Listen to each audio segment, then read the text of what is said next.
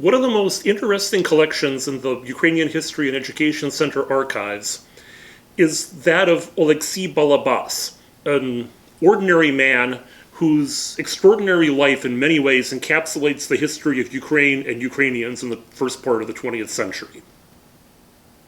In one of our previous Stories from Storage videos, I presented a rather unusual passport that allowed Oleksii to travel from Constantinople to Prague in 1920 as a refugee.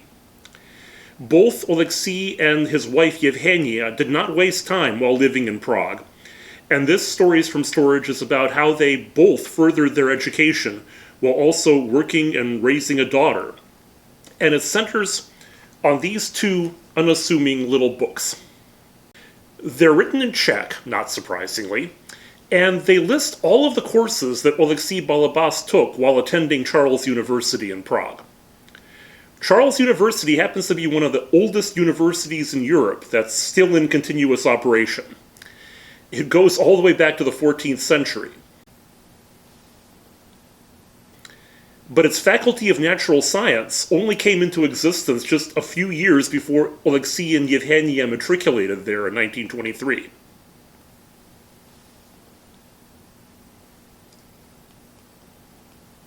Oleksii took courses in a wide variety of subjects, and it's pretty fascinating to see what he studied, as well as who his professors were.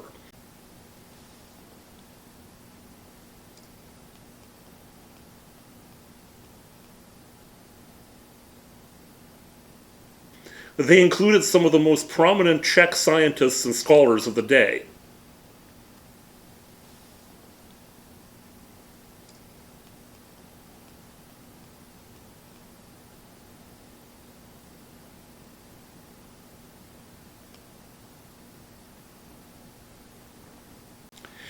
So how did Oleksii, who incidentally was by then over 30 years old, how did he end up at such a prestigious school? This was partly due to the extraordinary situation that Ukrainian refugees in Czechoslovakia found themselves in.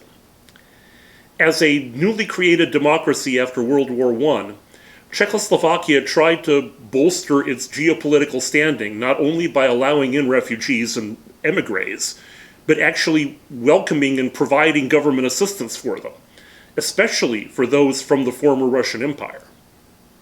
At that time, not many people expected that the Soviet Union would actually survive, and the Czechoslovak government wanted to be ready for any future regime change by cultivating ties with non-Bolshevik Russians, Ukrainians, and others from the former empire. In addition, it fit right into the pan-Slavic or Slavic brotherhood views of the day. Living in exile is hard for anybody, but 1920s Prague must have been the absolute best of a bad situation for Ukrainians. There were veterans of the Ukrainian War of Independence living there. There were political and economic refugees. And they all created this extremely vibrant intellectual, artistic, and political life in the city.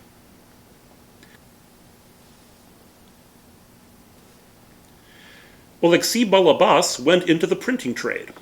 He finished his apprenticeship in 1925, which earned him an official document, as well as a gorgeous hand-lettered congratulatory certificate from his printer colleagues. It was a trade that he would fall back on later in his life. All that time, though, Oleksii and Yevgenia were attending courses at Charles University, and they graduated with doctoral degrees in natural sciences in February 1928. Although the actual level was something more like what we would call a master's degree in American terminology. But still, it was nothing to sneeze at. Not long after graduating, Oleksii stopped working as a printer and joined the faculty of the Ukrainian gymnasium, or secondary school, that was active in the Prague area. Things became much more difficult for Ukrainians in Czechoslovakia after the country gave the Soviet Union diplomatic recognition in 1934. But the education that he received in the 1920s, both at the university and as a printer, would serve him well in his later life.